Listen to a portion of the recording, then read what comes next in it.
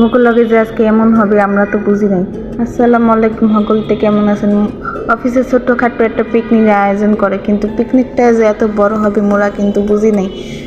যেহেতু পিকনিক ভাবছিলাম হয়তো বা মুরগির মাংস বা গরুর মাংস দিয়েই পিকনিকটা চলবে, কিন্তু যেহেতু শীতকাল আমাদের শ্রদ্ধেয় ম্যানেজার স্যার কিন্তু আমাদের জন্য হাঁসের আয়োজন করছে, তাও একটা দুইটা না অনেকগুলো হাঁসের আয়োজন করছে। যেহেতু আমরা অনেক স্টাফ, তারপর কিন্তু ওই হাঁসের মাংসটা খুব সুন্দর করে রান্না হইতেছে। মাঝে মধ্যে কিন্তু এরকম পিকনিক অফিসে ভালোই লাগে, কারণ সবসময় আমরা কাজে ব্যস্ত থাকি, তার মাঝে যখন আমাদের একটু আনন্দ উপভোগ করি, এটা কিন্তু আসলে অন্যরকম একটা আনন্দ পাওয়া।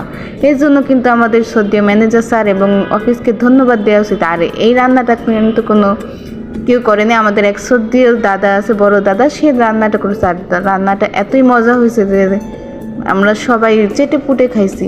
ভিডিওটা কেমন হয়েছে জানাবেন, আর আমার চ্যানেলে অবশ্যই লাইক, কমেন্ট, সাবস্ক্রাইব করে দেবেন।